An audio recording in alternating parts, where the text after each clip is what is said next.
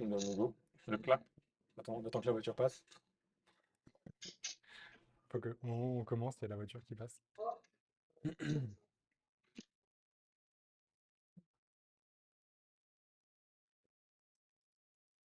Peut-être Léonard. Léonard, peut-être fermer la fenêtre, non? Non,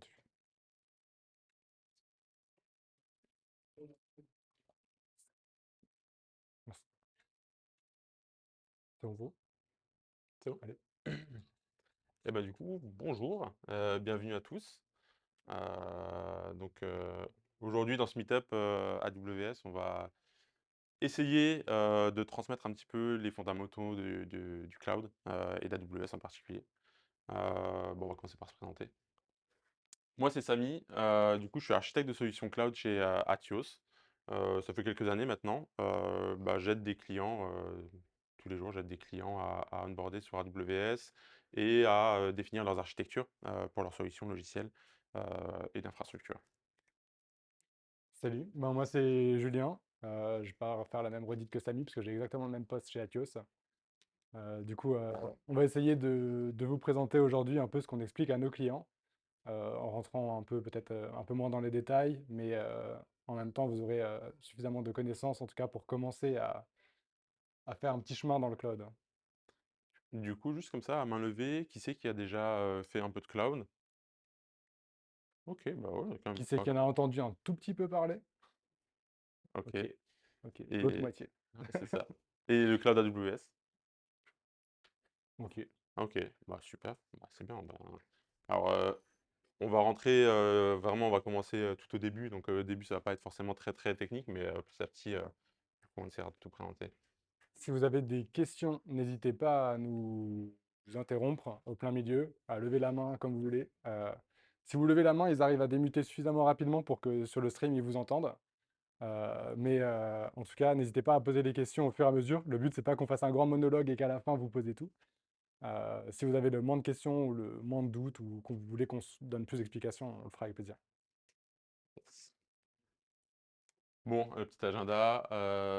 Donc, très rapidement, on va voir un peu pourquoi le cloud, qu'est-ce que c'est et en fait, pourquoi ça existe un peu. Euh, Ensuite, on parlera plus d'AWS. On est quand même Meetup AWS User Group. Comment est construit le cloud AWS. Un petit tour des services essentiels qui vous aideront demain à construire votre solution à vous. Une petite démo pour passer dans la pratique. Et après, on vous filera quelques tips et quelques petits liens pour vous permettre d'avancer dans votre compréhension. Alors, pourquoi le cloud? Je suis dans le cadre encore, Léonard? Ouais? Ouais, c'est OK, parfait. Alors, le cloud computing, donc c'est un marché énorme, hein, ça représente, en 2025 à peu près 700 milliards de dollars, donc tout, cloud provider confondu, donc c'est plutôt, énorme. Et pourquoi ça existe? Notamment avec, l'explosion des besoins de calcul, avec, l'arrivée de l'IA, de gros besoins de charge de calcul, hem et en fait, le cloud, ce qu'il va apporter, c'est une solution, à la scalabilité, en fait, des entreprises. Donc plutôt que d'avoir des data centers, hébergés soi-même, ce qu'on va préférer, c'est, louer la puissance de calcul à la demande. Hem, une analogie un peu sympa, sur le cloud, que j'aime bien, c'est un petit peu, utiliser le cloud, c'est un petit peu comme, rouler en Blablacar. On partage sa voiture. Ce qui fait que, c'est plus écologique, c'est plus économique. On a besoin d'acheter une voiture pour 2 personnes. Là, c'est un peu la même chose parce qu'en fait, quand vous n'utilisez pas une ressource, quelqu'un d'autre, un autre client, du cloud provider peut l'utiliser et c'est un petit peu l'idée, derrière le cloud computing et du coup, pareil, hein, on paye à l'usage, pour la majorité des services, heu, quand on fait du cloud computing. Sur le slide suivant. Alors, il y a plusieurs types, de cloud. On les nomme, c'est des mots un peu, que vous avez peut-être déjà croisés. Donc, le IaaS, le PaaS et le SaaS. IaaS pour infrastructure as a service, PaaS pour plateforme as a service et SaaS pour, solution Solution. solution as a C'est service ça. ou software as a service. Software as a service. Ouais. Alors, avant, en fait, quand vous vouliez déployer une application, dans votre data center, en fait, il fallait, démarrer par acheter les machines, les brancher, s'occuper de la climatisation parce qu'en fait, il faut qu'elles soient refroidies les machines, installer le software, le stockage. Donc en fait, vous vous occupiez de tout, jusqu'au déploiement de l'application. Avec le IaaS, là, on va plutôt, acheter, des machines virtuelles, hem, avec toute la couche infrastructure qui est gérée par le cloud provider. Typiquement, chez OVH, par exemple, ben, vous achetez une VM et en fait, ben, la partie hardware, elle est complètement gérée par le cloud provider, par OVH et par-dessus, vous installez votre OS, et puis, vos applications. Donc en fait, c'est vous qui gérez à partir de la couche OS, c'est vous qui gérez, le déploiement sur vos machines. Ensuite, le PaaS, ça va ressembler au IaaS, simplement que, bah, là, en fait, on va déléguer un peu plus, de responsabilités au cloud provider et en fait, là, on ramène juste notre application, nos datas et voilà, c'est ça le PaaS. Donc du coup, en fait, on a une plateforme qui est déjà, préinstallée, prête à recueillir, votre application.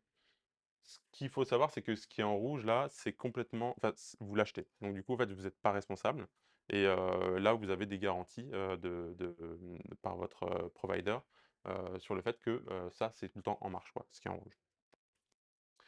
Et enfin le SaaS, là, vous achetez carrément de l'application. Donc acheter par exemple, une licence, GitLab. ouais, GitLab par exemple, ouais. Au lieu de l'héberger vous-même, bah, vous avez directement l'application, vous créez vos utilisateurs et vous pouvez l'utiliser.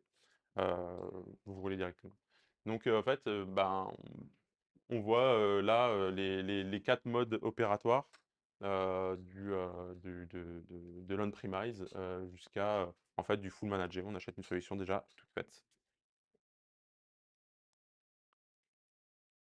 Ensuite, parlons un peu d'AWS quand même. Alors AWS, c'est un cloud provider, depuis, ben, très longtemps, hein. Ça fait plus de 17 ans que qu'AWS, a exposé ses premiers services, au monde entier. Aujourd'hui, il y a 200 plus de 200 services, plus de 200 services, sur AWS. Donc ça va, de la simple VM, comme on en parlait tout à l'heure, à, des, services pour envoyer des SMS. Donc c'est de l'application, déjà tout hébergé, il n'y a plus qu'à utiliser, pour envoyer des SMS, par exemple. On est sur un réseau qui est extrêmement sécurisé, et à très haute disponibilité. Donc en fait, AWS, c'est carrément le cloud provider qui a la plus haute disponibilité, de par sa répartition géographique, sur la terre. Heu voilà et puis du coup, ouais, ils font énormément d'innovation puisqu'en fait, c'est eux qui développent, plein de solutions, qui améliorent leurs solutions, leurs services, et vous pouvez en profiter ensuite, il n'y a plus qu'à utiliser, quoi. Alors juste un petit peu pour situer, AWS par rapport aux autres, cloud providers. Donc, bah, les majoritaires, hein, vous les connaissez, c'est, Google, Microsoft et du coup, Amazon. Ensuite, il y a Alibaba, le géant, chinois et IBM. Hem, mais, du coup, ouais, on voit qu'en fait, bah, là, c'est un graphique qui s'arrête en 2022. On n'a pas trouvé de graphique qui est plus récent. Mais voilà, grosso modo, c'est toujours la même trend. En fait, bah, Amazon, il drague, facilement 30 des parts de marché aujourd'hui. Donc c'est un cloud provider qui est très mature, hein, parce qu'avec des technologies, enfin, c'est très, très novateur, sur le plan du cloud, quoi. Du coup, maintenant, on va voir un peu les fondations d'AWS, donc où on se situe en termes d'architecture de data center. Donc la grande force d'AWS aussi, c'est d'être disponible un peu partout dans le monde. Donc ceux qui connaissent déjà AWS savent un peu de quoi on parle. Mais du coup, il y a 36 régions qui sont disponibles et qui ont réparti un peu partout dans le monde. Au fur et à mesure, hein, ils en construisent à chaque fois des nouveaux. Donc à chaque fois, il y a des nouveaux data centers qui sortent, donc des nouvelles régions. Euh, on va voir après la notion de zone de disponibilité, mais globalement, ce que ça veut dire, c'est que quand il y a un data center dans une région, il n'y en a pas qu'un, il y en a plusieurs. Chaque data center va être réparti dans un rayon de 10 km, 100. 100 km. Mmh. Et là maintenant, chaque région est constituée de trois zones de disponibilité minimum. Donc, ça veut dire qu'il y a au minimum trois data centers dans un rayon de 100 km dans chacune des régions. Donc ça permet de garantir aussi que vos données, elles sont protégées, sécurisées au même endroit et qu'elles sont indépendantes d'une coupure réseau, une inondation, que sais-je, un incendie par exemple. Et du coup, on a plein de régions, il y en a des nouvelles qui sont en cours, donc on peut le voir avec les points rouges. Donc là, c'est ce qui est en cours à date. Donc il y a quand même 245 pays couverts. Et après, il y a une notion de Direct Connect. C'est quoi Direct Connect? C'est finalement une fibre qui est directement entre vous et AWS. Donc potentiellement, certaines entreprises, elles veulent ne pas passer par Internet, elles veulent passer par un réseau qui est directement entre eux et leur cloud, leur infrastructure cloud. Ils peuvent le faire dans plus de 135 emplacements. Ensuite, ben, du coup, je l'ai un peu évoqué tout à l'heure, hein, mais voilà comment ça se passe. Donc, dans une région, vous avez du coup différentes zones de disponibilité. Dans chaque zone de disponibilité, il y a plus ou moins de data centers. Donc, ça veut dire qu'au-delà de la zone de disponibilité qui garantit que vous avez au minimum une réplication sur 3 data centers, vous avez en plus au sein de ces zones de dispo encore d'autres data centers. Donc, ça permet de garantir, pour les services qui se servent de ce genre d'architecture, de garantir une très haute disponibilité pour ceux qui n'ont peut-être pas, enfin qui ont peut-être déjà entendu parler du service, mais sinon on l'évoquera après. Il y a un service de stockage objet qui s'appelle Amazon S3, qui a combien de 9? 9,9? Je 9,9 après pense la virgule, je crois que c'est ouais, 11,9. 11,9, 99,99 après la virgule, de SLA. en termes de SLA. Donc, et tout ça grâce au fait que dans une région, il y a plusieurs zones de dispo qui sont automatiquement utilisées et réparties. En fait, par exemple, sur Amazon S3, moi, tout à l'heure, on a vu les différents points, à chaque point, c'est une région. Et du coup, si on zoome sur chaque point, en fait, on a ça. On retrouve ça. Et du coup, si vous achetez du S3 à Paris, par exemple, bah, vous déposez un fichier. Il y aura dans le data center, dans un des data centers, enfin, par data center, il y a 2 copies du fichier et ce sera distribué sur 3 zones de dispo. Donc, en fait, vous déposez un fichier une fois, il est copié 6 fois, minimum. C'est ça. Donc ça permet aussi, bah, comme on l'a dit, s'il y a une zone qui tombe, automatiquement, enfin vous, vous perdez pas le fichier, c'est totalement transparent pour vous, vous n'êtes même pas impacté. Donc l'idée du cloud provider, et en tout cas d'AWS, ça va être de jouer sur ces zones de disponibilité pour que votre infrastructure, elle tienne au maximum compte de ce type d'architecture, pour que derrière, ben, si vous avez une VM ou ce genre de choses, vous puissiez répartir un peu votre charge au fur et à mesure sur ces zones de dispo et garantir une bonne disponibilité de votre application. Alors du coup, un compte AWS. Maintenant, on a vu la région, on a vu les zones de disponibilité, et maintenant, qu'est-ce qu'un compte AWS? En fait, un compte AWS, c'est pas un compte utilisateur, c'est vraiment en fait, c'est un ensemble de ressources. On dit aussi un tenant qui vous appartient avec une notion de facturation. Donc, en fait, dans un compte AWS, bah, il y aura une facture qui est associée. Et du coup, vous pouvez y accéder, ben, en ligne de commande ou à travers une interface, web, la console, AWS. Et en fait, c'est le plus haut niveau d'isolation que vous pouvez garantir entre des ressources sur AWS. Donc si vous créez 2 comptes différents, bah, en fait, vous ne pourrez pas accéder d'un compte à l'autre, à moins que vous mettiez en place des règles, particulières. Mais par défaut, en fait, vous ne pouvez pas passer d'un compte à l'autre. Donc en fait, ça peut garantir que 2 clients, en fait, puissent pas, communiquer entre eux. Le compte, c'est vraiment ce que vous obtenez quand vous allez sur le site AWS. Vous faites créer un compte et c'est exactement ça dont on parle. C'est vraiment le premier point dès que vous créez votre compte comme sur Facebook ou n'importe. euh, vous allez créer un compte qui va vous permettre d'accéder aux ressources AWS. C'est vrai qu'on n'a pas trop précisé au début. Ouais, c'est ça. Et du coup, un compte, ça peut être intégré à une organisation. Donc on va en parler assez rapidement parce que ça concerne, pas forcément tout le monde. Mais en fait, on a dit c'est le plus haut niveau d'isolation, hein, du coup, un compte AWS. Mais, ce qu'on va faire dans une vraie entreprise, dans des vrais cas, professionnels, ce qu'on va faire, c'est qu'on va créer plusieurs comptes AWS pour séparer bien les workloads qui vont être de production, les workloads qui ne sont pas de production, voire différentes applications, différentes, dans des comptes, dédiés. Ce qui fait qu'en fait, bah, ça permet de bien séparer, au niveau data et au niveau flux, heu, vos ressources. Ce qu'on fait, c'est qu'on va regrouper ensuite ces comptes, sous une même organisation, donc une organisation AWS, sur laquelle on va aller attacher, la facturation. notamment. Donc en fait, plutôt que d'avoir, ben, 10 comptes, donc 10 factures, bah, en fait, on va, récupérer, directement, une seule facture qui, en fait, toutes les données de facturation remontent au compte, d'organisation qui est ici. Non seulement ça, mais aussi ça va permettre de mettre en place des politiques de sécurité, en place, donc de rendre, obligatoire le chiffrement, de faire des actions qui vont permettre de garantir que l'ensemble des comptes et l'ensemble de l'organisation est dans un état, bien défini et sécurisé. Voilà. Ensuite, ouais, on peut aussi, chaîner ça avec un IDP, avec votre IDP, d'entreprise, par exemple, pour faire du SSO et donc du coup, en fait, bah, un utilisateur, via, votre IDP aura accès, à des ressources sur, différents comptes. Est-ce que ça parle, la notion d'identity provider ou pas? Sinon on peut en parler rapidement. Un IDP? Non, parce que je vois justement Ah, peut-être OK. l'IDP provider, le but c'est de se dire que quand vous avez, quand vous êtes dans une entreprise, vous avez souvent votre compte Office, votre compte qui permet d'accéder à Teams, etc. Ou même pas dans une entreprise, vous avez peut-être un compte Google ou ce genre de choses. Et en fait, on peut se resservir de cette identité que vous avez déjà, soit via Google, soit via une entreprise en général, c'est où il y a un compte Office 365. On peut se resservir de ces mêmes identités pour l'associer avec vos comptes AWS. Et comme ça permet en fait à une entreprise, pour dès qu'il y a un nouveau, je sais pas, un nouvel arrivant, elle n'a juste à créer un compte dans son système d'identité chez elle, qui donnera accès à Office, à PowerPoint, à ce genre de choses, mais en plus automatiquement au compte AWS en question.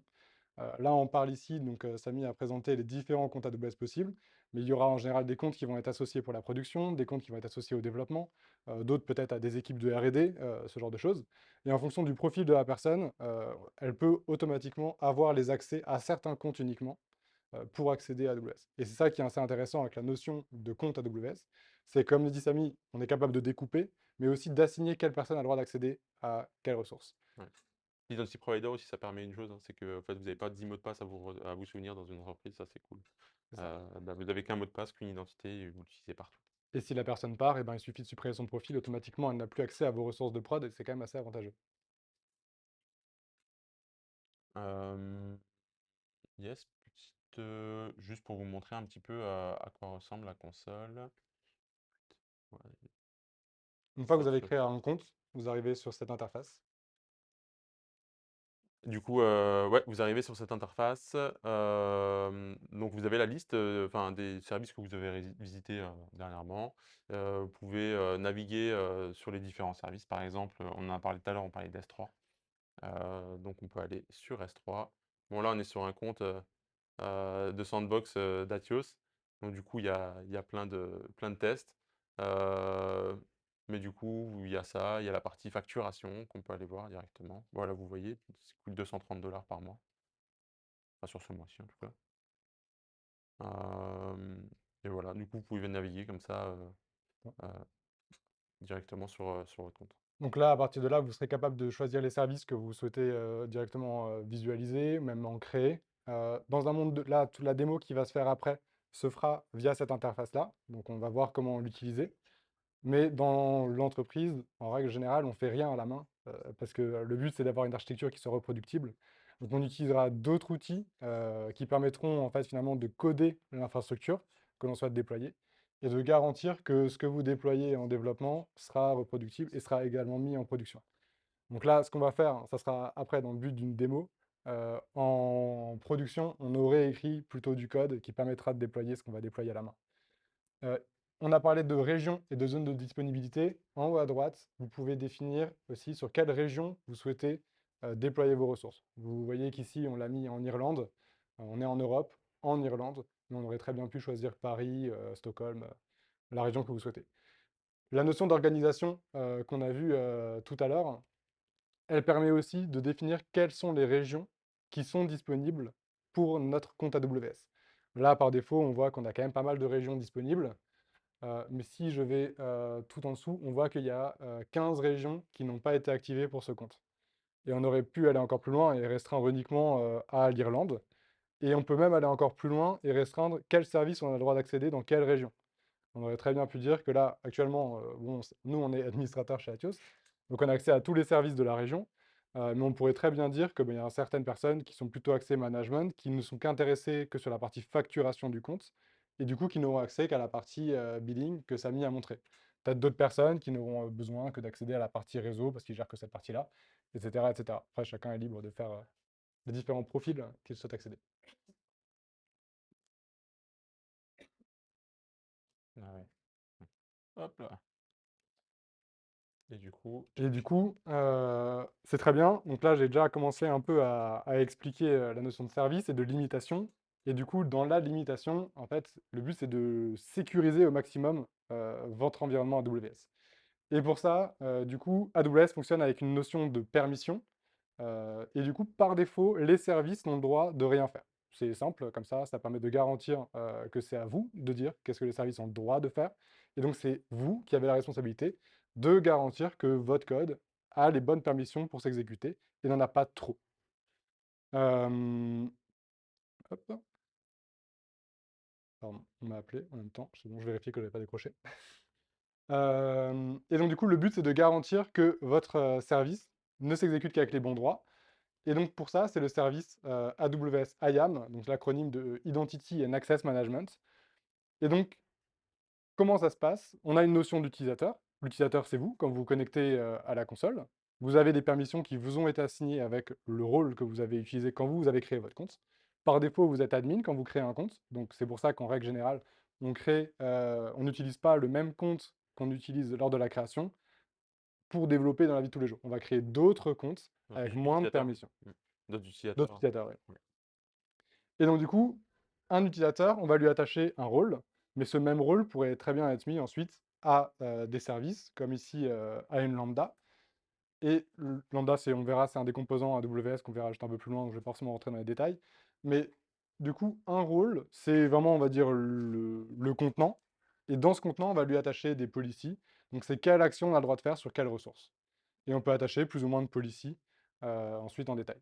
Donc Par le exemple. rôle, ouais, Par exemple, en termes de permissions qu'on peut assigner, ça va être récupérer un fichier sur S3, par exemple, ou pouvoir en déposer un. Pouvoir accéder aux données de coûts et de facturation, par exemple. Donc en fait, chaque action qu'on peut faire dans la console, en fait, derrière, il y a une permission qui existe. par défaut, par exemple, on verra avec le service lambda, mais le service lambda permet d'exécuter du code sans se soucier du serveur qui est derrière. Forcément, on va vouloir générer des logs. Pour générer des logs, il y a un service AWS, qu'on verra juste après, qui permet de les récupérer et de les centraliser. Mais même si le service, c'est AWS qui le gère, et le service de log, c'est AWS qui le gère, on doit donner l'autorisation à notre code, à notre service lambda, de loguer dans ce service-là. Donc, c'est pas parce que AWS vous fournit les services qu'il s'autorise de faire des actions. C'est vraiment à vous de tout définir.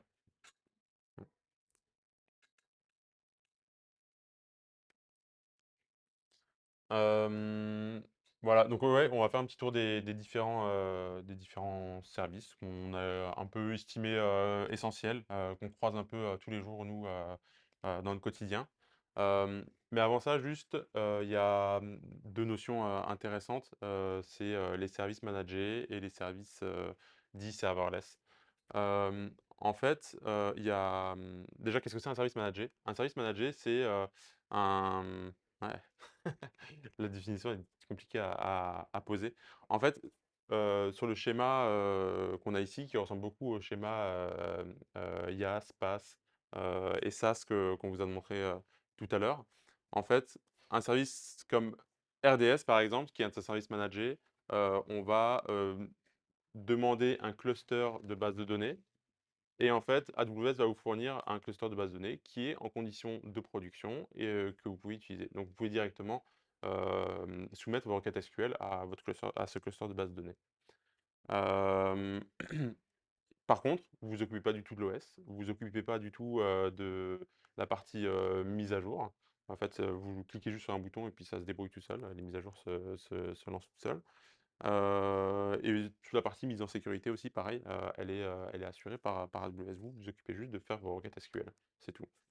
Et ensuite, on a en parallèle des services qui sont dits serverless, où là, carrément, en fait, c'est un petit peu comme les applications type SaaS, dont on parlait tout à l'heure, où en fait, là, définissez directement un bucket, par exemple, sur S3 et là, vous avez plus qu'à déposer vos fichiers, et on dit que c'est un service serverless. On s'occupe pas du tout de l'infrastructure, contrairement à RDS où en fait, on aura quand même une notion d'instance, de cluster, à à gérer, quoi. C'est ça. Donc sur S3, c'est de l'application, on dépose un fichier et on ne s'occupe pas de SQL, de FTP, enfin de ce type de notions. Heu sur RDS, par contre, oui, là, on va s'occuper quand même d'une couche technique. C'est plus technique. En général, sur les services qui sont dits serverless, on va avoir un paiement qui est, à la demande, donc à la requête. Je dépose un fichier, ça va me coûter, le dépôt du fichier et ça va me coûter le stockage juste de ce fichier-là. Sur un service managé, on va plutôt avoir, une facturation qui va être, à l'heure. Par exemple, on a demandé un cluster de base de données, bah, en fait, on va payer nos instances à l'heure. Heu, voilà, voilà un petit peu pour, la différence entre l'un et l'autre. C'est pas facile à expliquer ça, hein.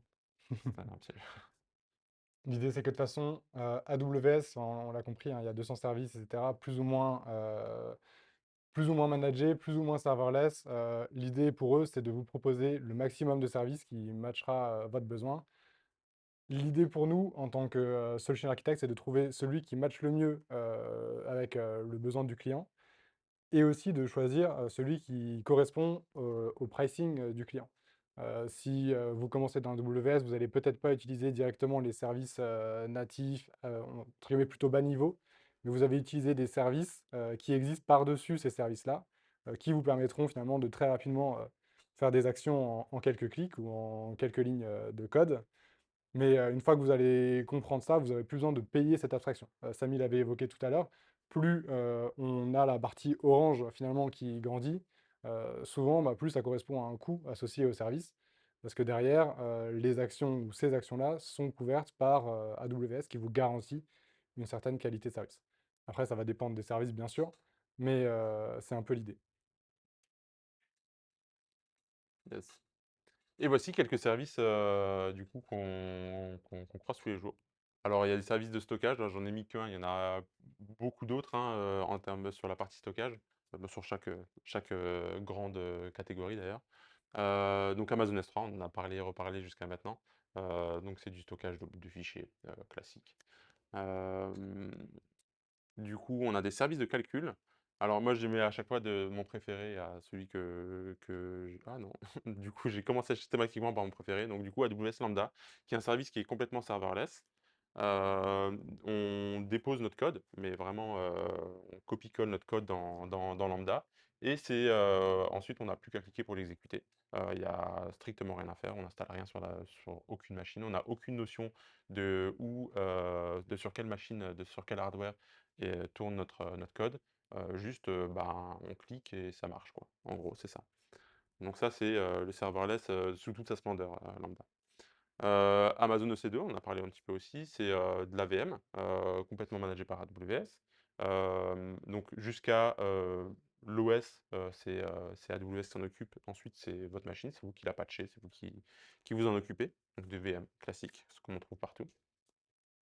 Et on a Amazon ECS, qui fait de l'orchestration de conteneurs. Donc si vous avez un peu, entendu parler de Docker, si vous faites, du Docker, c'est le service à utiliser, c'est le service à utiliser, ouais. Donc du coup, là, bah, en fait, vous dites, que vous avez, une image d'un côté, vous choisissez le hardware sur lequel vous voulez faire tourner et puis ça tourne.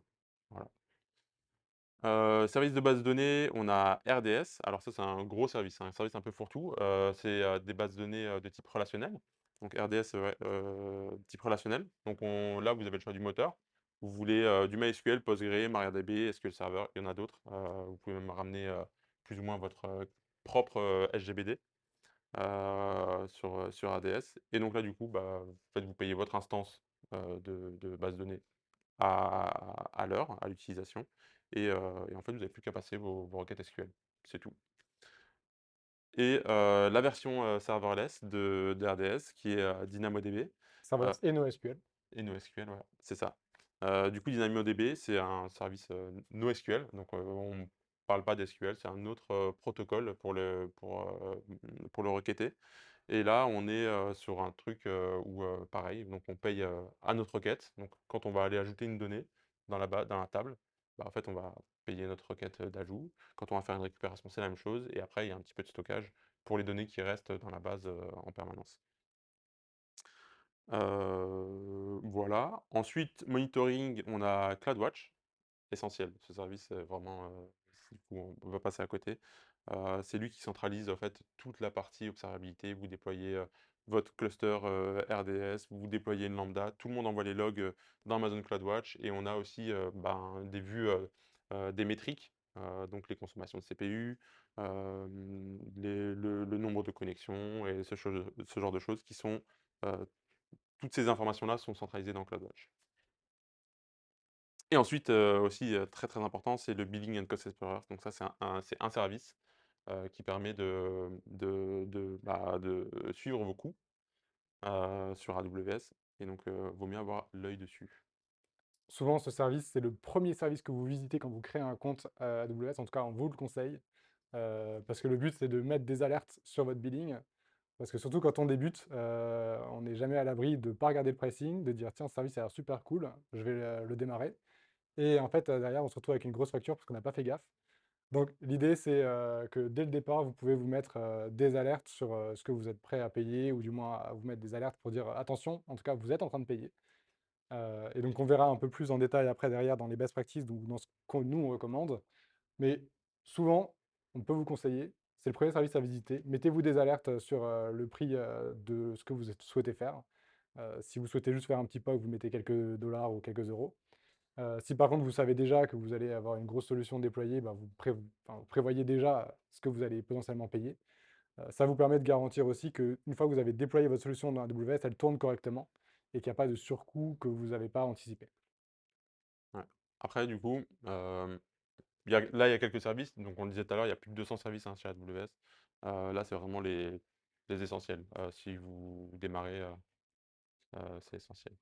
Ça. Dans le cadre d'autres meet on pourra rentrer plus en détail dans les autres services, mais si on vous fait tous les services maintenant, ça va pas. Ça risque d'être ouais. Et du coup, quelques cas d'usage, comment on utilise ces différents services? Hem, donc, bah, par exemple, vous voulez héberger un site web, statique, donc, si vous faites une application à 3 tiers, par exemple, vous avez un site web statique, des fichiers HTML, vous les déposez, sur, S3. S3, c'est du stockage de fichiers à la base, on en avait parlé tout à l'heure et vous utilisez CloudFront qui est un service de CDN et le mix des 2 fait que en fait, vous pouvez, ben, exposer des fichiers HTML qui sont sur S3, à la planète entière, au format HTTP, directement.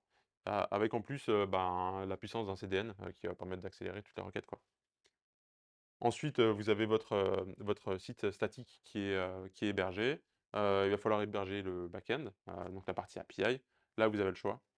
Soit vous partez en mode, entièrement serverless, avec, API Gateway et Lambda. Donc en fait, Lambda, c'est, des bouts de code qui tournent, sans s'occuper de l'infrastructure sous-jacente. Donc API Gateway va s'occuper de faire le routage de vos requêtes. Par exemple, vous voulez, récupérer la liste des clients, donc vous faites un get, slash client. Ça va détecter, la route et ça va router ça sur, une lambda qui va exécuter le code, pour aller, ben, retourner la liste des clients. Sinon, des choses un peu plus classiques, vous pouvez utiliser ECS, donc c'est le service d'orchestration de conteneurs. Donc vous avez, votre back-end qui est dockerisé. Vous le déposez, vous le faites tourner avec ECS et vous mettez un petit load balancer devant, histoire de rendre tout ça un peu élastique et voilà, vous avez votre back-end qui tourne ou sinon, bah, EC2, donc là, c'est une VM, vous démarrez une VM et puis, vous installez ce que vous voulez dessus. Pareil, vous pouvez mettre un load balancer devant aussi, si nécessaire. Une fois que votre back-end est hébergé, il va falloir chercher où est-ce qu'on va mettre nos données et donc là, après, du coup, c'est les services de base de données dont on a parlé tout à l'heure.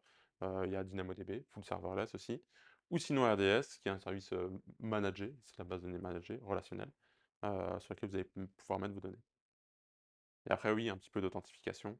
Il y a un service qui est super intéressant aussi, c'est, Cognito et c'est typiquement le genre de service qui est intéressant d'utiliser. En général, la partie identité, c'est quelque chose qui est très sensible. Gérer les mots de passe de ses clients, gérer, c'est toute cette partie identité, on n'a pas envie de s'en occuper parce que c'est super sensible. On ne veut pas, pouvoir, enfin, on ne veut pas qu'il y ait des leaks, de cette partie-là. Donc du coup, autant confier ça à, des personnes qui font ça tous les jours, dont c'est le métier et donc du coup, il y a Amazon Cognito, qui est un service qui est entièrement dédié à cette partie-là. Il y a quasiment rien à coder pour l'implémenter, si ce n'est juste l'utiliser quoi et donc directement vous l'utilisez, vous avez des fonctionnalités de reset de mot de passe, des fonctionnalités d'inscription, qui sont directement, intégrées à Cognito. Support du MFA, support de plein de choses. Donc c'est vrai que quand on regarde, enfin je sais pas si vous avez déjà commencé à regarder un peu tout ce qui est IDP, authentification, en général c'est le premier truc qu'on met en place sur une app, notamment un site web. On verra un site web mais dans la démo, mais ça sera juste sur S3, CloudFront et Lambda. Euh, Dans la vraie vie, vous authentifiez vos utilisateurs et ça coûte très cher, authentifier un utilisateur. Si vous regardez des solutions comme Okta, Auth0, pour en citer qu'un, vous allez très rapidement arriver à plusieurs dollars par utilisateur. Et quand vous pensez à avoir potentiellement des milliers d'utilisateurs, vous avez intérêt à avoir un beau portefeuille. Avec Cognito, on est quasiment à 0 euros. Même, on est à Et 0 euros. jusqu'à 10 000 utilisateurs, c'est Jusqu'à un peu moins, je crois, selon si on active plus ou moins de features de sécurité. Mais en tout cas, ça coûte quasiment rien du tout. Donc, pour commencer une app SaaS, je pense pas que, à moins que vous soyez le nouveau Bill Gates, mais vous n'allez pas forcément avoir des millions d'utilisateurs immédiatement. Et donc, du coup, ça fait fortement l'affaire. C'est très opinionated, donc forcément, ça met un cadre un peu spécifique. Une fois qu'on l'a compris, faut que l'utiliser. mmh. L'avantage de ces services, serverless, donc Cognito, c'est serverless aussi. L'avantage de ces services serverless, c'est que vous payez à la demande. Donc, si vous développez une application, vous avez un projet informatique, vous développez une application, vous développez une startup, vous avez, 10 requêtes, par jour, bah, vous allez payer 10 requêtes par jour et le jour où vous avez 1 million de requêtes par jour, bah, en fait, vous allez payer 1 million de requêtes par jour. Ça va suivre votre croissance et vous n'avez pas besoin de gérer l'infrastructure. C'est AWS qui s'en occupe. Donc, si demain, et du coup, vous atteignez ce million d'utilisateurs, bah, en fait, c'est AWS qui scale derrière. Vous, c'est pas votre problème, juste vous l'utilisez. Il y a une notion qu'on n'a pas encore expliquée aussi, c'est que, donc là on a expliqué un peu les différents types de pricing en fonction du temps passé, du nombre d'appels, ce genre de choses. Mais AWS aussi propose ce qu'on appelle un free tier. C'est-à-dire que certains services vont avoir des coûts qui seront portés par Amazon pendant un certain nombre d'utilisations. Donc vous avez des free tiers qui sont permanents, par exemple API Gateway, Lambda, qui eux tous les mois auront des quotas qui vont se remettre à zéro. Donc ça vous permet de garantir, je crois que c'est 1 million d'invocations et 400 000 gigasecondes. Alors peut-être ça vous dit rien, gigasecondes, mais lambda, on a dit que c'était un service serverless, donc vous ne définissez pas l'architecture qu'il y a derrière. Le seul truc que vous avez besoin de définir, c'est combien de mémoire votre code aura besoin pour tourner. Et en fonction de ça, ils vont faire un calcul savant qui est finalement combien de temps tu as utilisé cette mémoire. Combien de mémoire, ouais, c'est Et ça. donc, du coup, au final, dès que vous avez consommé 400 000 gigasecondes dans le mois, seulement à ce moment-là, vous allez commencer à payer. 400 000 gigasecondes, ça commence à faire un petit peu d'invocation. Surtout quand on considère qu'il y a 1 million d'invocations gratuites. Donc, et même après, l'invocation, c'est des pouillèmes de centimes. Donc, au final, si vous vous en sortez avec 100 dollars de lambda, vous avez déjà une application qui avait eu des millions d'invocations tous les mois, donc vous avez de la marge.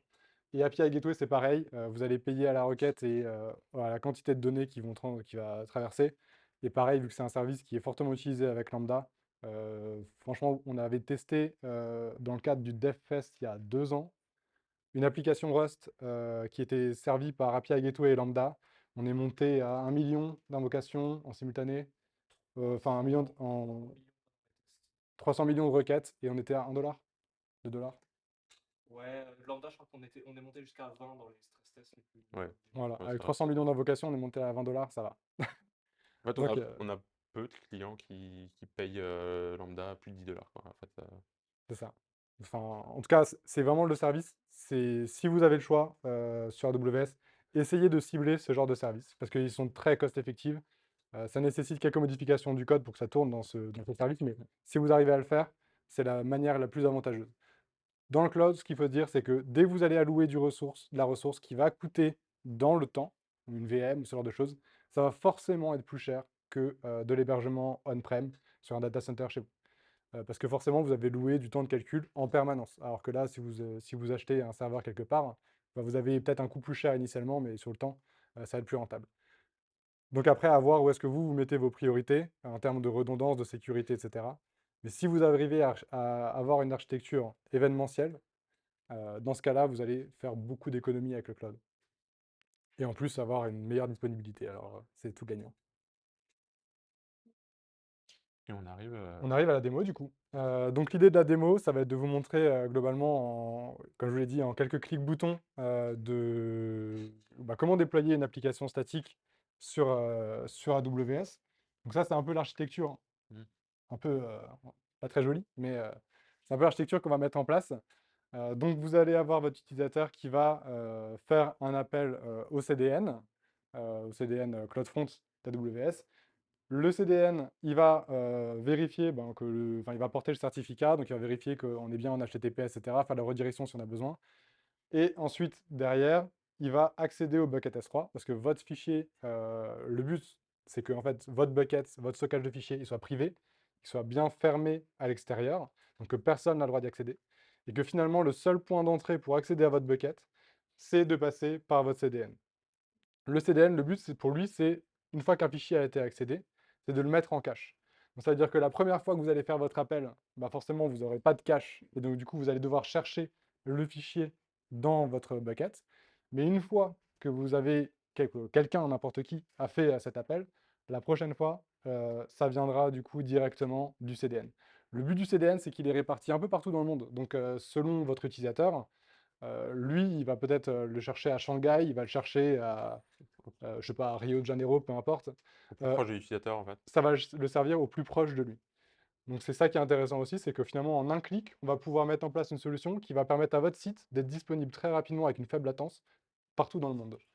Donc après, là, ça va être un petit site classique qui va juste faire un appel à un back-end qui va renvoyer un petit compteur. Mais après, derrière, vous le transformez comme vous voulez avec n'importe quelle API ou ce genre de choses. Et donc, du coup, bah, forcément, le site web il va s'exécuter côté navigateur client. Donc, le navigateur client va faire une requête sur le back-end avec une API. Donc là, pareil, on a zéro machine à manager, on ne s'occupe pas enfin, de spécifications techniques. On pose notre code et puis ça marche. Un peu de config, hein, bien sûr, il faut relier tout ça, mais sinon, c'est entièrement. Et toute la facturation de cette archive, pareil, c'est à la requête. Donc assez facilement, on peut calculer combien coûte une requête et puis après, vous multipliez par votre nombre d'utilisateurs. Ok. Du coup, en fait, ouais, dire que le cloud, du coup, c'est des coûts non maîtrisés, là, pour le coup, là, pour ce genre d'archi, c'est pas vrai. Enfin, c'est rarement vrai. Alors, ce que je vais juste commencer à faire en premier avant de tout vous expliquer, c'est que je vais... Ah, super. Ça fait trop longtemps que je me suis connecté. Alors, on parlait tout à l'heure en fait d'une notion d'organisation. Là, on va faire ça sur les comptes AWS d'Atios. Donc, on voit qu'on a une organisation avec pas mal de comptes. Moi, je vais me connecter sur le compte de notre équipe. Donc, on va retrouver la console que Samy a présentée précédemment. Et une fois qu'il se sera connecté, normalement, je vais pouvoir recharger cette page. Donc, on a présenté pas mal de choses. Ici, là, ce qu'on va voir, c'est un autre service qui va nous permettre de gérer des certificats. Donc, les certificats, ils doivent être émis par une identité vérifiée. Cette identité vérifiée, ici, ça va être AWS.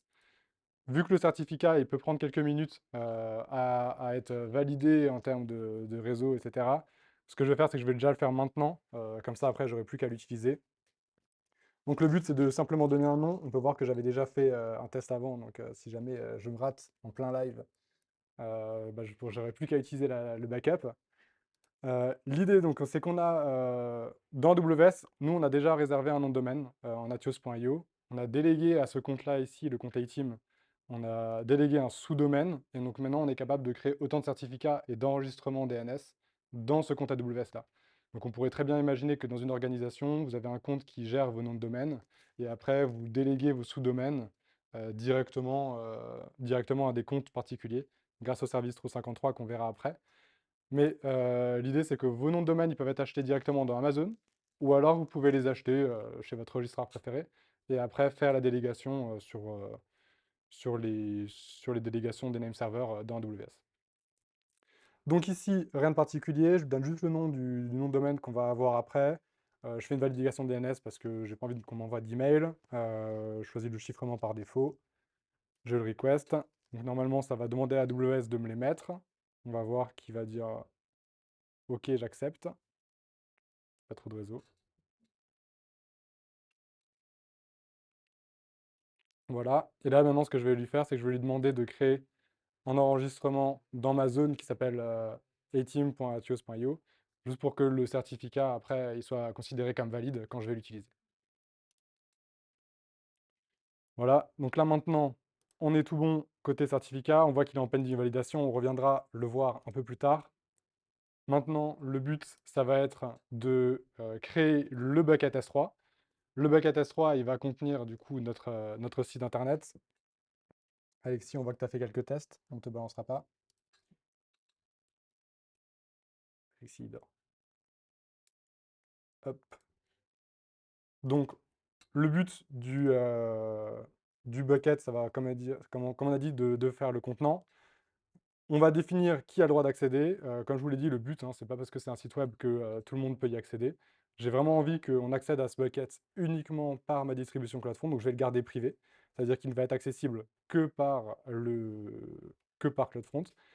Et en plus de ça, on va définir du chiffrement. Donc tout ce qui va être stocké dedans va être chiffré par AWS automatiquement.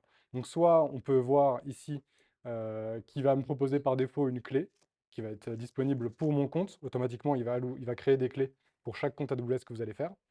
Soit vous pouvez vous-même en spécifier une si vous n'avez pas confiance dans les clés d'AWS. Vous pouvez même utiliser les providers externes de clés comme Thales ou ce genre de choses pour chiffrer les données. Et du coup, ce chiffrement avec les manage keys S3 est complètement gratuit. Donc en fait, vous n'avez aucune raison de ne pas l'activer. C'est ça. Donc par défaut, gratuitement, vous avez un bucket privé et en plus de ça chiffré. Si vous avez envie, vous pouvez même garantir que personne ne peut supprimer votre site internet. Bon, ici, c'est pas très grave. Donc, je vais créer mon bucket. Immédiatement, il est disponible. Le seul truc qu'il faut faire attention, c'est que le bucket est dans ce modèle. On peut voir quand je clique dessus, dans les pieds, il y a des noms. Je vais pas passer là. Mais il y a un nom qui est spécifique, peu importe le compte d'AWS, il n'y a qu'un seul bucket dans le monde qui porte ce nom. Donc, essayez d'avoir des noms qui sont suffisamment grands ou spécifiques pour que vous n'ayez pas de problème de nom déjà réservé. Avec ICS, c'est certainement déjà pris. Sinon, vous cliquez avec, je sais pas, ou le nom de votre entreprise. Soit on clique dans l'entreprise, ça évite généralement que quelqu'un ait déjà créé un bucket avec ce nom. Et le but, c'est d'avoir des termes de naming qui sont communs à toutes les ressources créées. Souvent, on clique par le nom du projet, certainement le nom de l'environnement, et après la ressource que vous souhaitez créer. Ça permet que vous déployez des ressources en développement, en staging, production, il y a la variable nom de l'environnement. Ok, j'ai créé mon petit site internet, un petit peu avec bucket S3.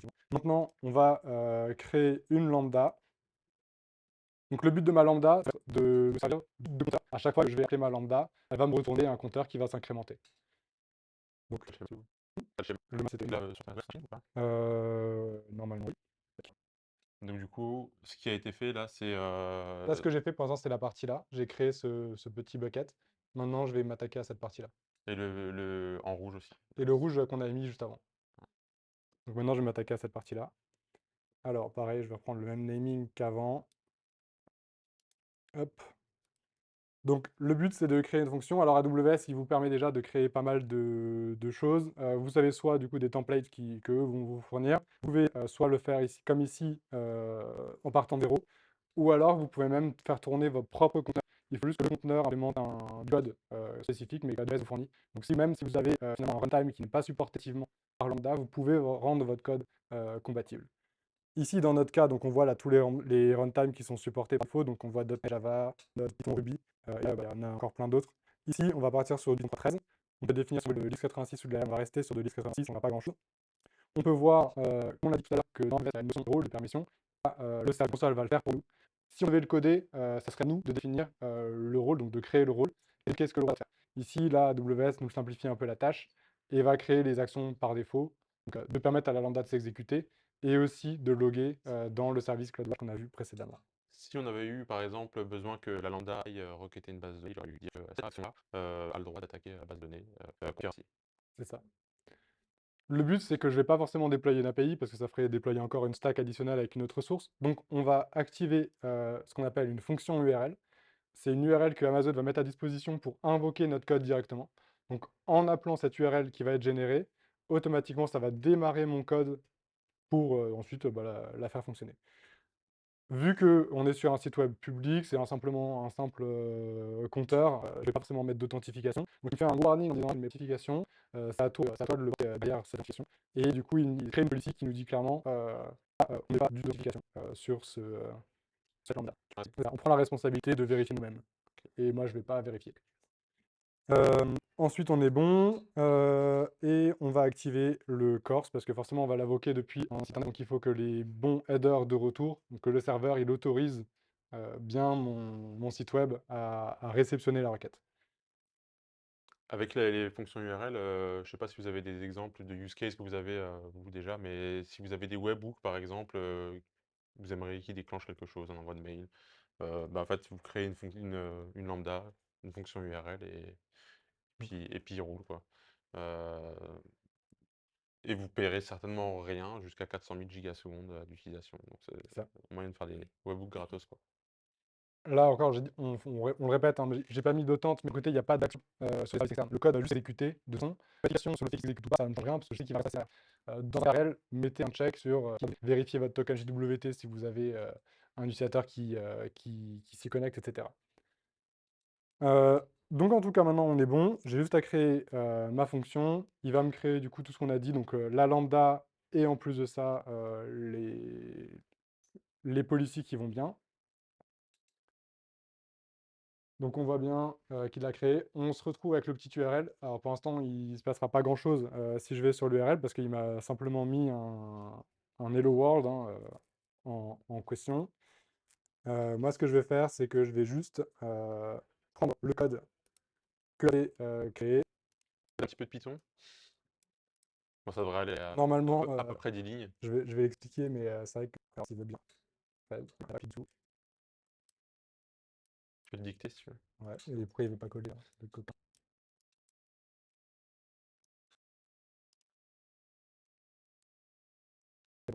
Donc là, bon, c'est vraiment du Python assez classique. Hein. J'ai déjà un compteur. La lambda ender, c'est ce qui va être appelé c'est le point de votre code. Donc, derrière, quand on va appeler la fonction URL, il va passer enfin, il va chercher la méthode qui s'appelle lambda handler dans votre code. J'accède du coup au compteur et je vais l'incrémenter à chaque fois que quelqu'un va faire une requête sur mon URL.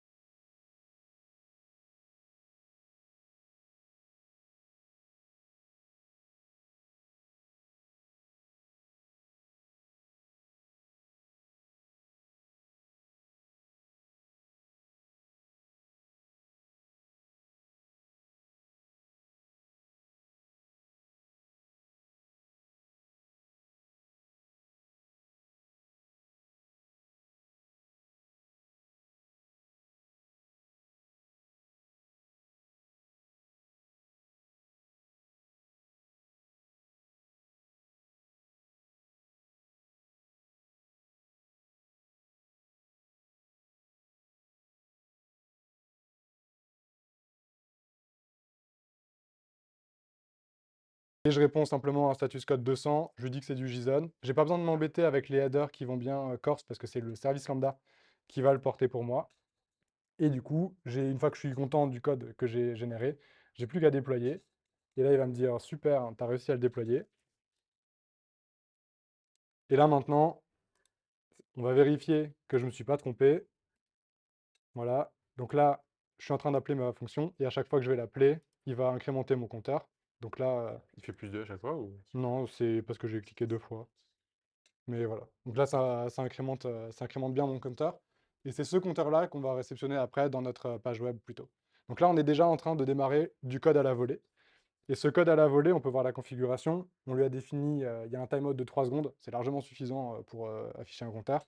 Et on lui a alloué le minimum de mémoire possible, qui est de 128 mégabytes. On peut monter jusqu'à 10 gigas. Donc ça permet quand même de gérer un bon scope de type d'application. C'est quasiment le seul, point technique que vous gérez sur une lambda, qui permet de définir un peu sa performance. En fait, vous définissez juste la mémoire et en fonction de la quantité de mémoire que vous allez associer à la lambda, bah, ça va signer un certain nombre de CPU, également à la lambda. On sait qu'aux alentours de 1700, mégas, comme ça, on a un CPU entier. C'est pas forcément documenté, mais Je vais vous montrer mes expérience. grosses compétences de développeur web. Voilà mon site web.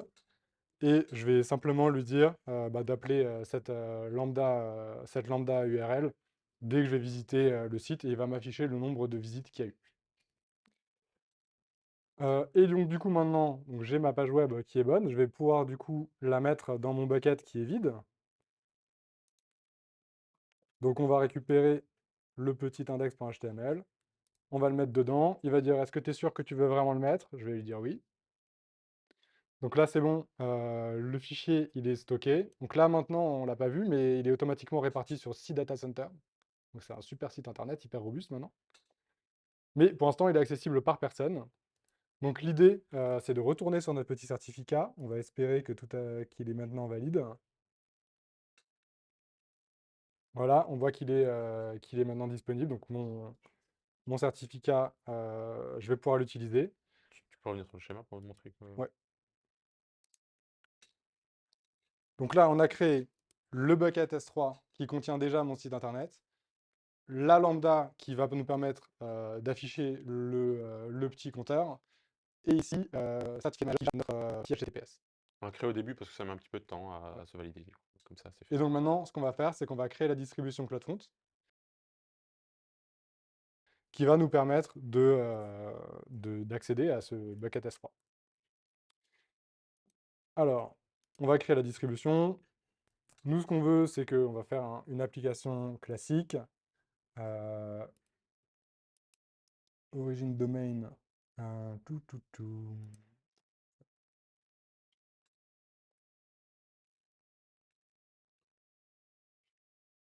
Je Un cherche petit pas. copie-colle sinon. Ouais, mais j'ai pas trop d'internet, là je regarde ça mouline.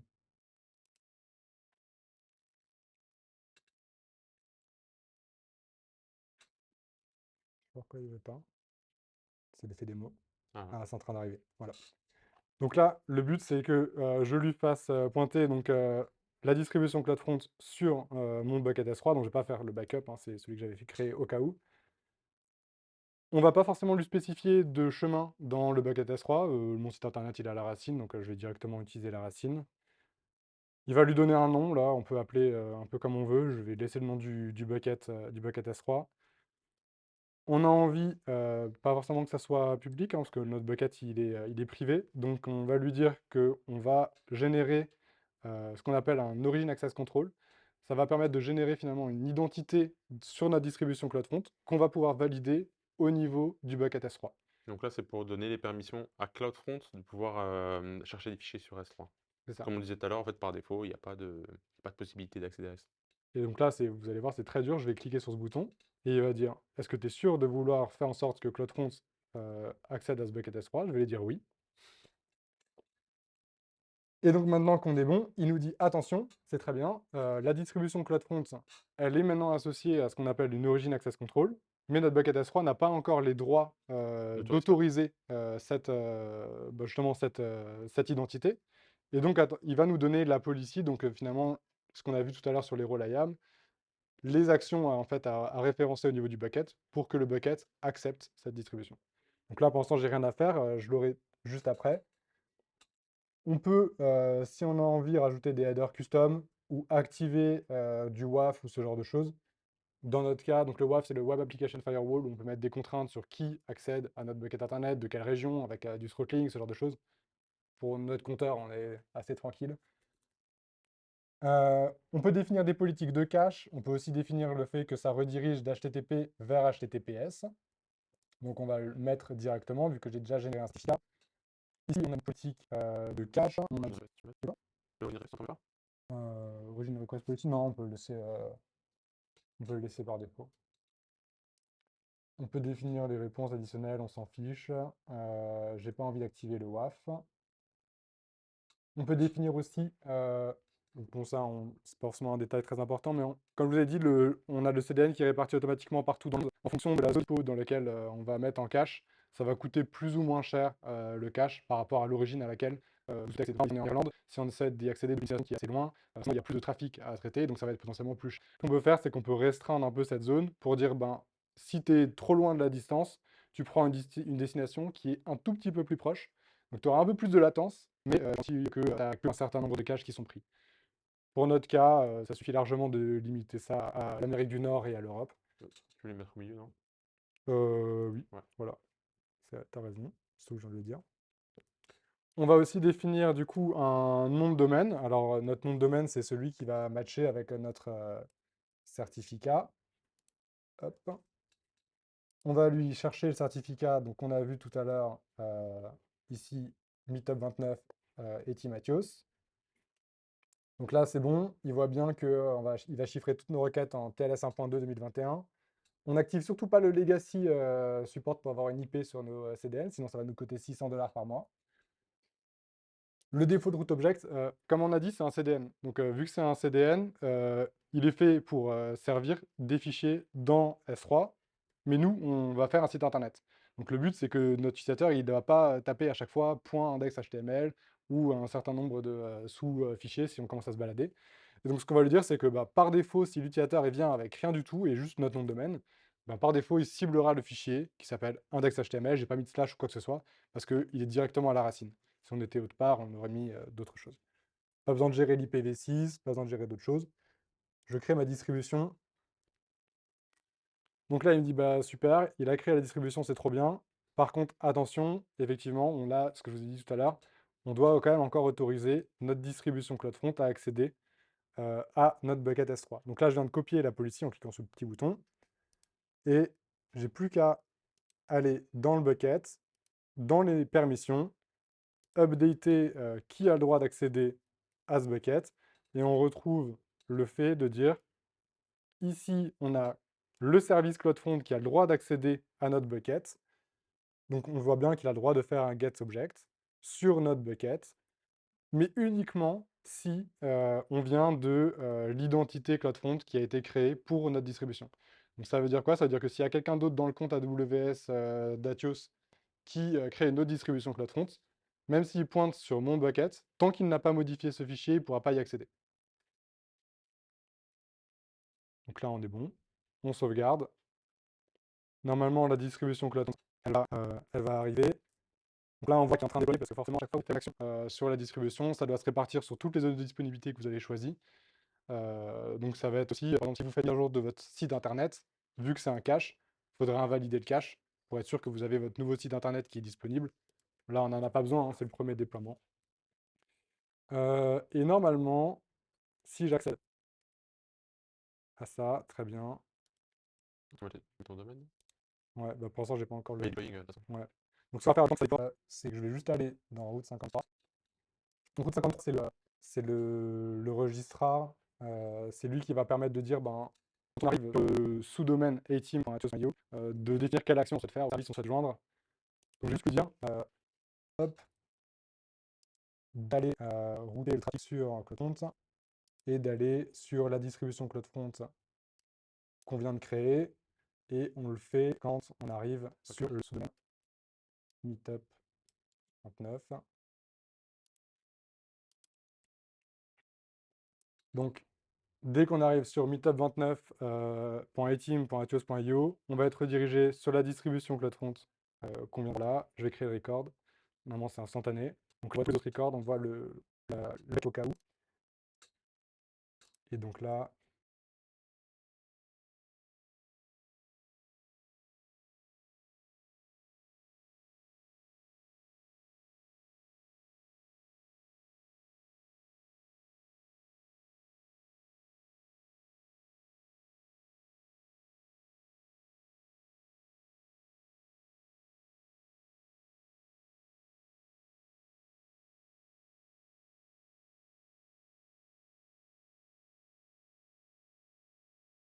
si je ne me suis pas trompé.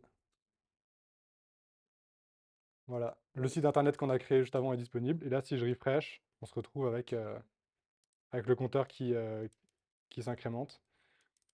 Une lambda, on l'a pas dit, mais donc là, si vous allez sur cette URL, vous aurez normalement le même compteur. Une lambda, on l'a pas dit, mais elle est disponible pendant 15 minutes maximum. Ce qui va se passer, c'est que si votre code met plus de 15 minutes à s'exécuter, ben, du coup, il va se faire couper bien avant.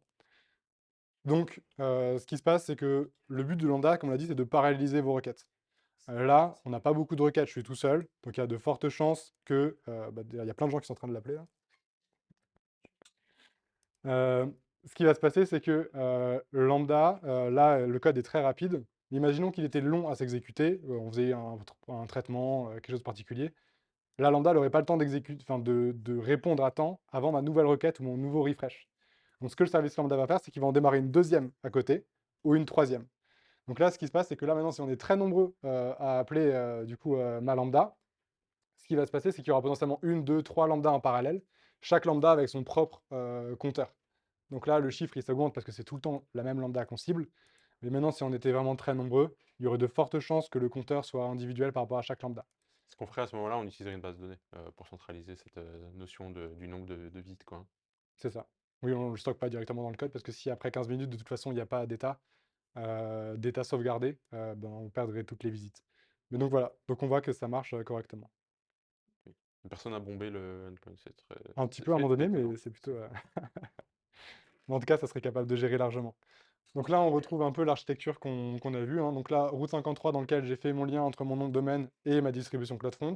Et une fois que ce lien il est fait, on vérifie le certificat en HTTPS qui cible vers notre bucket S3 et notre front qui va ensuite appeler notre petit code lambda.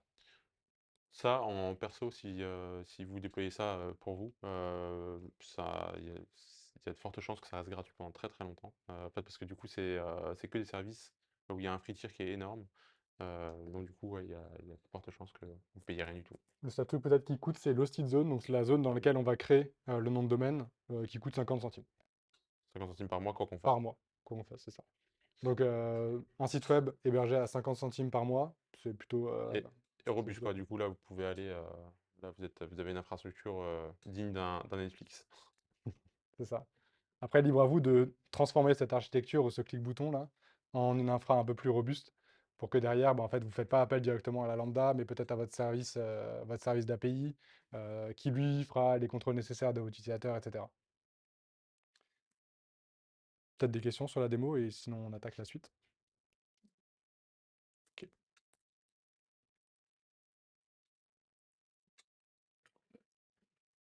Oula.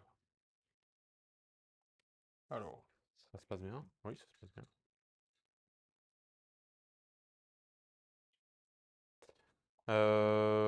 Voilà, donc vous avez vu un petit peu comment faire. Maintenant, quelques bonnes pratiques. Là, on a pris beaucoup de raccourcis. euh, Parce que c'est une démo et qu'on le fait en live avec vous. Mais voici un petit peu sur la partie gestion des coûts. Quand vous démarrez un projet, que vous allez choisir les différents services, il faut aller voir la tarification de ces différents services, savoir comment ça marche. Et si vous avez une bonne idée de la volumétrie de votre application, normalement vous arrivez à faire des forecasts qui sont plutôt très précis. Euh, il faut avoir une idée de la volumétrie et il faut utiliser le calculateur, toujours, toujours. Euh, Ensuite, pour savoir si vous n'êtes pas trompé quand vous avez fait vos calculs, il faut avoir un avis sur le Cost Explorer, le service dont on parlait tout à l'heure. Et là, vous avez du coup beaucoup, jour par jour, service par service. Vous pouvez faire des dives, enfin, des dive-in dans tous les sens sur des dimensions diverses. Ouais, mettre en place des alertes de budget. Donc du coup, pareil, c'est aussi du coup ceinture bretelles. Donc on vérifie dans Cost Explorer des bretelles, mettre des alertes de budget. Donc que vous soyez alerté par mail à minima une fois que vous avez passé 10 000 $ pour votre super compteur de visite. C'est peut-être qu'il y a un problème. Et du coup, des services classiques pour réduire vos coûts. Bah, en fait, si vous n'avez pas de clients, c'est cool de payer pas cher ou tout. Euh, voilà, donc faire en sorte que votre infrastructure grossisse un peu avec votre business, quoi. Sécurité par défaut, du coup, ouais, il faut mettre en place absolument du MFA sur vos comptes, sur vos comptes AWS, même les comptes perso. Et ne pas utiliser les clés d'accès à vos comptes AWS. En fait, ce qu'on a vu, c'est quand on utilise AWS, enfin quand on utilise AWS, soit en console, soit on utilise CLI. À partir du moment où en fait, vous accédez depuis l'extérieur et votre machine AWS, ce qu'on peut faire, c'est générer des clés d'accès. Souvent, les d'accès, ça arrive, oui, ça arrive souvent que c'est des accès liés GitHub ou quelque part.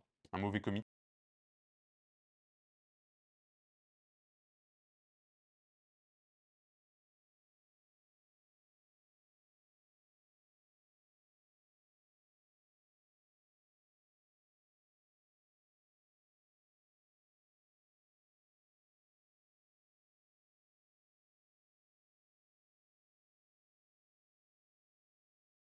Ça arrive.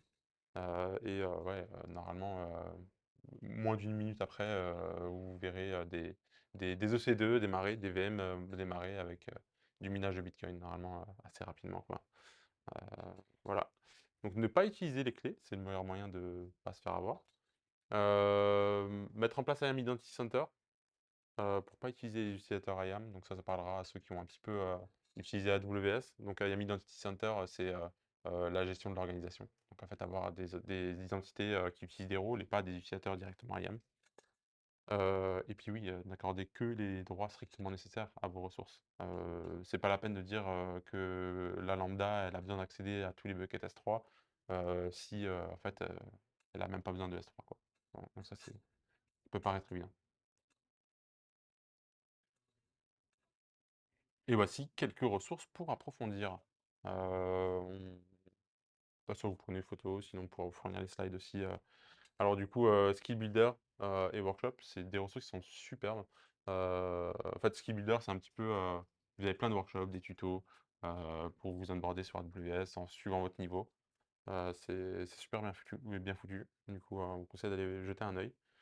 Après, les workshops, du coup, ouais, ça, c'est des workshops qui sont écrits par des architectes solutions chez AWS, qui sont plutôt très très bien faits aussi. De temps en temps, on en fait ici d'ailleurs.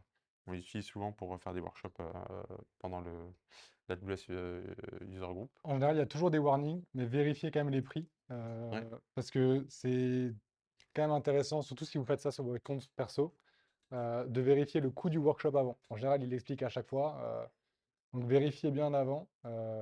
Souvent, dans le cadre des workshops, si vous venez au meet-up, on alterne entre une présentation comme là et des fois des workshops un peu plus techniques, où là, on vous donne accès à des consoles AWS où vous pouvez faire un peu ce que vous voulez, et c'est pas vous qui payez. Donc, si vous venez dans ce cadre d'événement, on fera souvent ce style de workshop. Et là, ça sera couvert ben, par AWS. Mais si vous le faites, les workshops chez vous, ça sera à vos oui, frais. c'est ça. Donc attention aux services et aux workshops que vous faites. Peut-être que certains, faudrait juste les lire. Ouais. Et après, une fois que vous avez ça, il y a des articles de référence aussi qui sont sympas. Je sais pas, vous voulez faire une partie bah, vous pourrez certainement l'acheter de référence sur la plateforme. Sur ce site, et du coup, là, c'est des architectures qui sont testées, éprouvées par les bancs. Vous pouvez vérifier quasiment easy.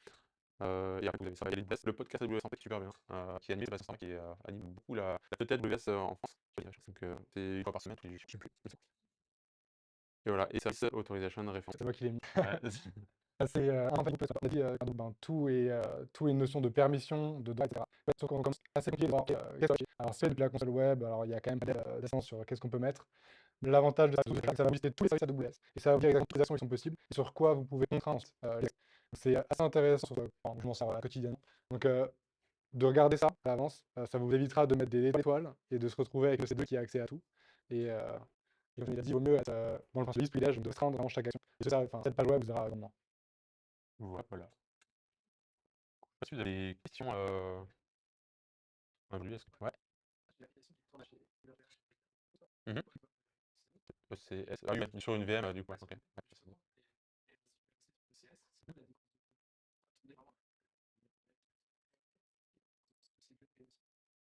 Oui, en fait, du coup, tu peux tout à fait faire la même sur le C2. En général, bon, faut voir, hein, c'est certain vrai. Et du coup, en général, c'est plus cher au C2 que tu vas prendre sur du dédié au VH. Donc, tu pourrais faire la même chose, mais sur le C2. Ensuite, tu as ECS qui existe en mode Fargate, qui permet de faire du conteneur en fait en mode serverless. Et là, tu payes ton conteneur qu'il est, tant qu'il est up en fait. Si tu veux, tu peux utiliser, tu as le calculateur AWS, tu cherches Fargate dessus et en fait, là, tu mets la spécification que tu veux, tant de mémoire et tant de CPU et combien de temps tourne ton conteneur et en fait, c'est toujours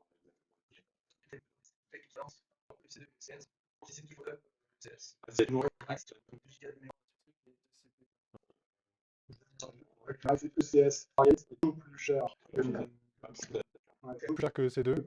on peut faire ECS, EC2. Donc ça veut dire que ça reste une VM derrière. Le service ECS va faire ses partitions de conteneurs sur une C2.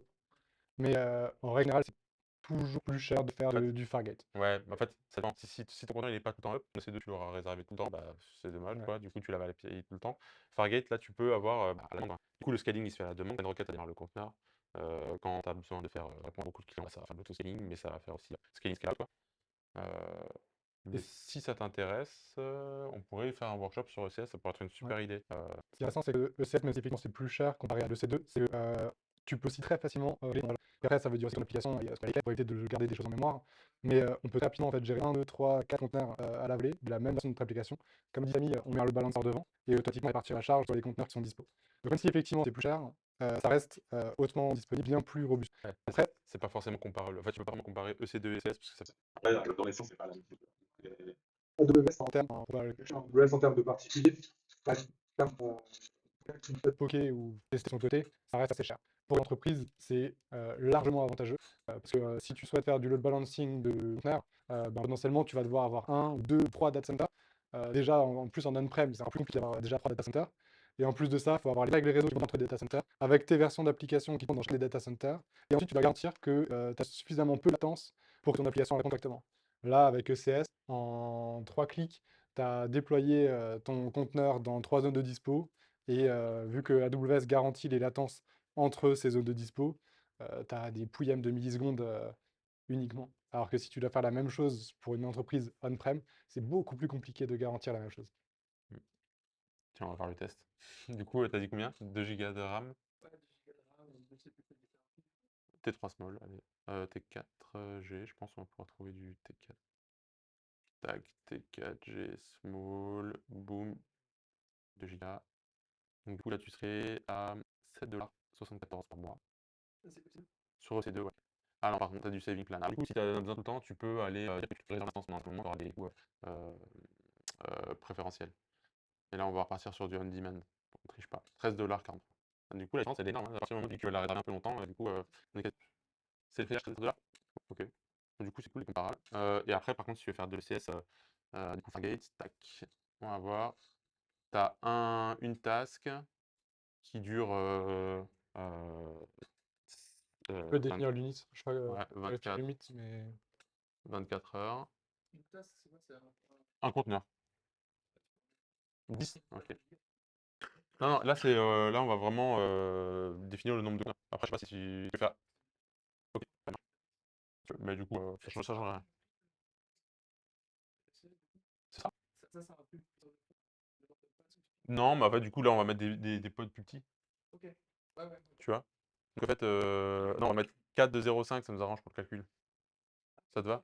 Là, tu dis chaque pod. Ouais, c'est ça. c'est ça, ouais. Soit un de deux, soit. T'as combien de conteneurs là, toi? Oui, Chacun. Ouais, mais du coup, ça va pas aller dans le calcul. Mais 4 de 0,25, 0,5 plutôt. Hop. Et du coup, amount of memory, Deux, on a dit. non, du coup, 2 mais 0,5, ok. C'est bon.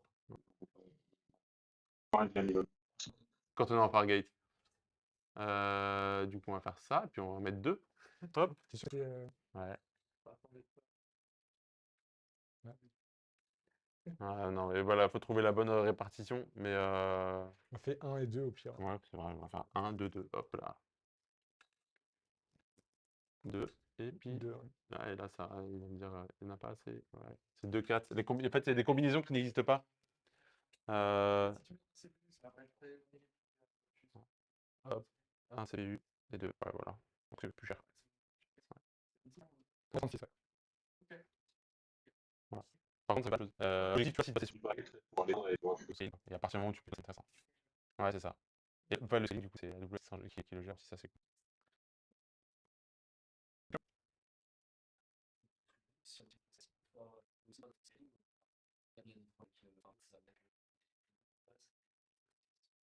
Entre ECS et... Ok. Bah, en fait, ECS, c'est un service qui a deux modes de compute. Soit on utilise du Fargate, c'est un mode ça valide combien on veut CPU en tâche. Sinon, il y a un mode EC2. Et du coup, là, peut-être que ça peut être un use case. Et quoi, tu dis Tu provisionnes une EC2. Parce que là, c'est ça, c'est bon.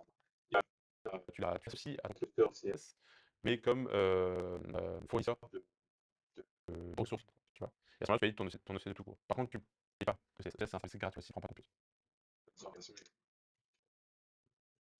Merci. Ouais, sur les RDS, Mhm. et gérer son cœur. Ça va être plus cher si tu prends du RDS. En fait, c'est pareil, c'est ton service. Là, tu vas devoir manager ton propre cluster de données. Non, en général, ça vaut le coup de déléguer ça à quelqu'un d'autre. Sauf si tu as des admins SQL et tout, quoi. RDS, en fait, en règle générale, ce qu'il faut se dire, c'est que c'est toujours plus cher de passer par un service managé. Souvent, sur ce type de service où on alloue du compute, comme une base de données, ou là, une VM ou ce genre de choses, c'est souvent plus cher de passer par la version managée que de le faire soi-même. Par contre, c'est hyper intéressant parce que ça ajoute d'autres fonctionnalités. Là, on parle RDS, on a dit que c'est un peu plus cher, effectivement, que d'avoir la VM équivalente. Par contre, tu n'as pas qui sont automatisés, donc tout est géré toi-même. Tu n'as pas besoin de gérer l'OS sur lequel tourne ta DB. Tu as aussi les montées de version mineures qui sont gérées automatiquement. Et tu peux même utiliser très rapidement la version cluster de ton équipe, que ce soit Postgre ou MySQL. Et tu peux du coup, en un clic, rajouter un reader ou en fonction de la demande, down ton cluster. Pendant la période Covid, quand il y a eu là toutes les demandes de vaccins, ce genre de choses, il y a Doctolib qui sont sur AWS, je ne sais pas si vous avez vu passer. Mais ils étaient montés à combien de VM? Je crois 1 million, enfin 1000 bases de données. Je sais plus, c'était Je sais énorme. plus, c'était énorme. Enfin, c'était énorme.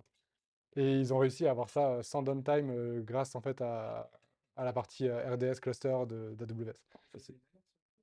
Alors eux, ils étaient en panique hein, parce que quand ils ont eu les demandes qui arrivaient, ils ont ça, setup correctement.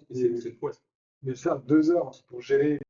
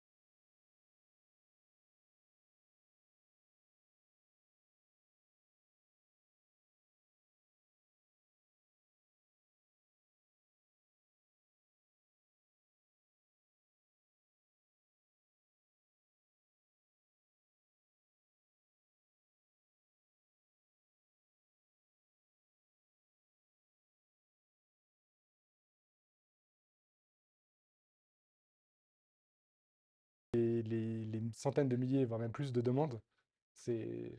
Et d'un point de vue coût, pour eux, ça les dérangeait pas, parce qu'en fait, du coup, ils ont du business. S'ils ont du business, bah, un payer plus cher leur infra, ça va, quoi.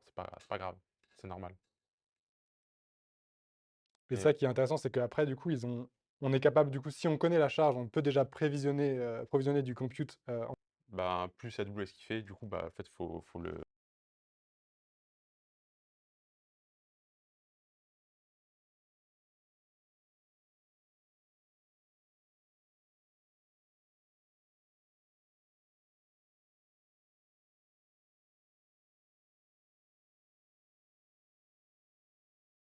Ça se monnaie. Mais clairement, RDS, mettre en condition de sécurité et en condition de production un cluster de base de données, c'est un enfer. Enfin moi, Surtout c'est pas mon délire.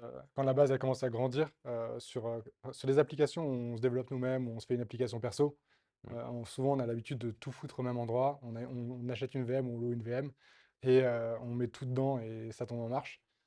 Par contre, bah, si votre VM elle tombe, il y a tout qui tombe. Dans un monde pro, on n'a pas envie que ça tombe. Et on n'a pas envie de définir un seul point de failure. C'est pour ça qu'on va essayer de dispatcher ça un peu à des différences, enfin, sur différents environnements, et pareil aussi sur des zones de dispo différentes. Souvent, bah, si on met un reader, par exemple, si on définit un cluster ECS, bah, on va mettre, comme on a dit, des tâches sur des zones de dispo différentes. Comme ça garantit que ça tourne sur 2 data centers différents, Un minima. à minima. S'il y a une inondation à l'ouest de Paris, ben c'est bon. Ton appli est toujours. Et ton application, ça sera transparente, quoi. Et le fait d'utiliser ECS, ben, par exemple, on peut lui mettre des règles et de dire, bah, mon application, je veux qu'il y ait automatiquement à chaque fois 2 containers disponibles. Je te donne les 3 zones de dispo disponibles que j'ai dans ma région. Et du coup, démarre 2 conteneurs dessus. Il va te dire ça dans 2 zones de dispo différentes. Si on a une qui tombe pour je ne sais quelle raison, que ton appli elle crash, ou juste bah, la zone de dispo elle a un problème, il va automatiquement dire bah attends, il m'en reste plus qu'une, et je t'en redémarre une à côté. Donc c'est aussi hyper intéressant pour pas que tu aies besoin de faire ça toi-même. Bon, après, pour la partie base de données, ouais, si c'est une application perso, tu peux essayer DynamoDB. Et là, tu payes à la requête. Donc, Mais il ouais, faut que ça matche ouais, oui, le pattern aussi. ouais, super. Ok. S'il n'y a Bah, plus de j'ai envie de questions, dire, arrêtons-nous là, et si vous avez des questions, pour aller y répondre encore ouais. après, comme ça on mange maintenant. Merci beaucoup.